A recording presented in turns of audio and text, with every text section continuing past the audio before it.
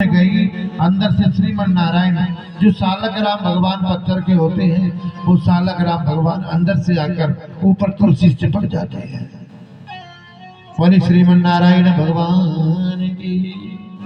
तो महाराज इस प्रकार से भरत जी ने वचन किया, लेकिन एक गर्भिणी हिरणी आई और गंगा जी में आकर बीच धार में पानी पी रही थी और पीछे से एक शेर आया। तो शेर को देखकर हिरणी घबराई और बीच धार में जाकर छलांग लगाई। तो वो हिरणी का बच्चा बीच धार में गिर गया। बीच धार में बच्चा गिरा और हिरणी तो हिरणों की झुंडों में भाग गई। भरत जी माला का जाप कर रहे थे। भरत जी ने देखा संत का काम क्या है, मरे हुए को बचाना, बिगड़े हुए काम को सुधारना। बिच्छू का काम क्या है?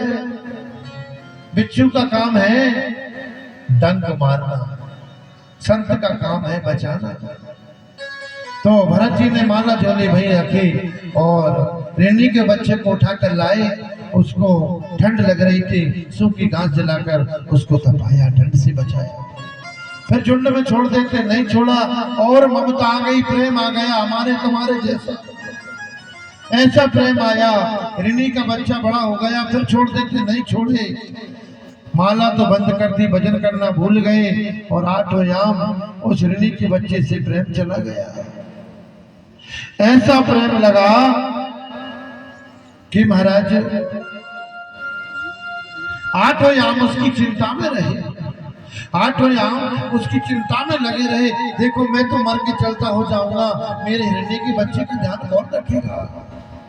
ऐसे ही आप कहते ना, बेटा के लिए 10 बीघा 15 बीघा करता हूँ, 20 बीघा करता हूँ, 25 कर जाओ, बढ़ती चली जाए। लेकिन कपते मेरे मरने के बाद बेटा ने बढ़ाई कि नहीं बढ़ाई? ऐसे ही ममता चली गई। तो महाराज पूत सपूतों का धन संचय और पूत कपूतों का धन संचय। अगर सुपुत्र बेटा है तो धन इकट्ठा करने की जरूरत नहीं है, ऑटोमेटिक कर लेगा। अगर कुपुत्र है तो तुम्हारे सामने ही बर्बाद कर देगा। लेकिन देखो जन्म लिया है तो मरना निश्चित है। अंत समय में जब भरत जी का अंत समय में मरने का समय आया तो आठों याम यही चिंता में है कि अब मैं क्या करूं, मैं तो मर के चलता होने वाला हूं, मेरे इस हिरण के बच्चे का क्या होगा? देखो हमसे पहले भी हमारे बड़े बुजुर्ग आए हैं और वो चले गए, हमें भी जाना है, हमारे बच्चों को पीछे भी आना है। तो ये क्रम पहले से ही बना है, चिंता नहीं करना चाहिए, सब भगवान पे छोड़ देना चाहिए। तो महाराज पहला भरत जी ने जो है इस देह से छुटकारा पाया। ऐसा लिखा है, जो जैसा योनि मरते समय जो जैसा सोच लेता है उसको वैसा ही जन्म मिल जाता है। दूसरे जन्म में भरत को फिर हिरण बनना पड़ा और पहले जन्म की पूरी बातें याद थी। और एक बार क्या हो गया, जंगल में लग गई आग, पूरे हिरण भाग गए, लेकिन वो नहीं भागे। वो तो ये सोच रहे थे कि देखो मैंने छोटी सी गलती क्या कर दी, आज मुझे हिरण बनना पड़ा। अगर अब कुछ गलती मैंने कर दी ना, और हरी भरी घास नहीं खाते थे, सूखी सूखी घास जरा के खाते थे। क्यों? क्योंकि जीव हत्या ना हो जाए। अगर जीव हत्या हो गई तो फिर मुझे 84 लाख योनि में जाना पड़ेगा। दूसरा जन्म जंगल में लगी आग और भरत जी हिरण्य मृग के रूप में है, वो नहीं भागे और उस देह से छुटकारा मिल गया। तीसरा जन्म ब्राह्मण के घर में हुआ, पंडित जी के घर में, और पंडितानी दो पंडित जी के 2 पत्नियां थी और एक के 2 बेटा जुड़वा, तीसरे भरत जी। लेकिन पहले जन्म की क्या, दोनों जन्म की बातें स्मरण थी भरत जी को और योग से उनका नाम भी भरत पड़ा। पिताजी ने तीनों बच्चों को बुलाया, कहा बेटा हमारा घर ब्राह्मण का घर है, ब्राह्मण को पंडिताई का काम करना चाहिए, एक काम करो बेटा गायत्री मंत्र याद करके लाओ। तो महाराज दोनों भैया तो याद कर लाए, भरत जी नहीं ला पाए, छोटे भाई थे। तो पिताजी ने कहा अरे बेटा तू तो मूर्ख है, जड़ है, जड़ माने मूर्ख, उनका नाम पड़ गया जड़ भरत। तो दोनों भैया की शादी हो गई, तेरी शादी नहीं करूंगा। और दो ही बहुएं आ गई। भगवान ने क्या कहा, पूरा माहौल देखकर सोचा कि ये भैया देवर जी कुछ करते नहीं है, इन्हें बनाया। जंगल में दो ही भैया छोड़े आए और महाराज उस जंगल में डाकू रहता था और डाकू माता का उपासक था। माता ने कहा कि जब तुझे डांका डालना पड़े तब मुझे नर बलि दे देना। और तो कोई नहीं मिला उस डाकू को। जड़ भरत मिल गए, उठा के माता के सामने तलवार मारने लगा। मां प्रकट हो गई, इस ब्राह्मण की नर बलि नहीं होगी, इसे कहां से लाए भाई, छोड़ कर आओ। उसी जंगल में, उसी राज्य में राजा राहुगण रहा करता था। अभिमानी था राजा राहुगण। पालकी में बैठा जा रहा था, 4 कहार लगे थे, एक कहार बीमार हो गया। तो महाराज राजा से कहा, महाराज हमारा साथी बीमार हो गया। बोले अष्टमुष्ट मोटा ताजा जैसे आपको मिल जाए उसको लगा लेना। और तो कोई नहीं मिले, जड़ भरत मिल गए, लगा लिया। और जैसे माटी ढेला, चींटियों का डेरा है, छलांग लगा दे और राजा के सिर पालकी में लगे। राजा ने कहा, कारो सीधे से चलता नहीं बनता। बोले महाराज क्षमा करें, ये नया साथी गड़बड़ कर रहा है। बोले समझा दो। जड़ भरत जैसा ज्ञानी भारत भूमि पर नहीं हुआ। जड़ भरत जी ने ऐसा ज्ञान दिया राजा राहुगण को, ऐसा उपदेश दिया कि उसका अभिमान दूर हो गया और चरणों में जाकर साष्टांग प्रणाम करने लगा। बंधुओं, ये भारत भूमि पर आचार्य सुखदेव जी कह रहे, राजन ये भारत भूमि पर,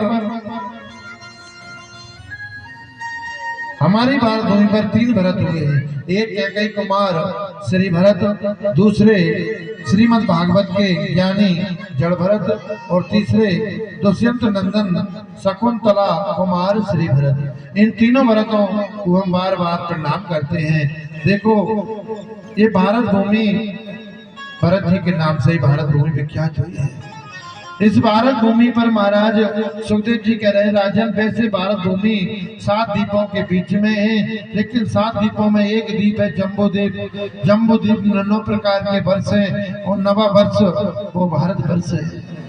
भारत वर्ष में प्रधान देश है, हमारा देश प्रधान देश है, कर्म देश है। जैसा कर्म करोगे वैसा फल मिलेगा।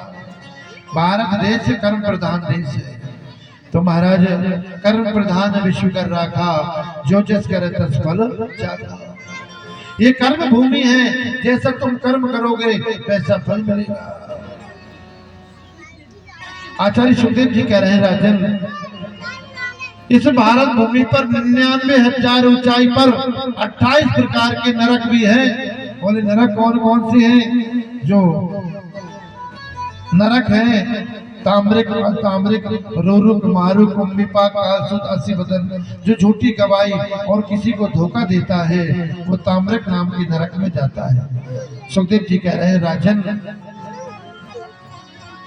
जो व्यक्ति किसी से घृणा करता है, द्वेष करता है, वो रुरुक नाम के नरक में जाता है।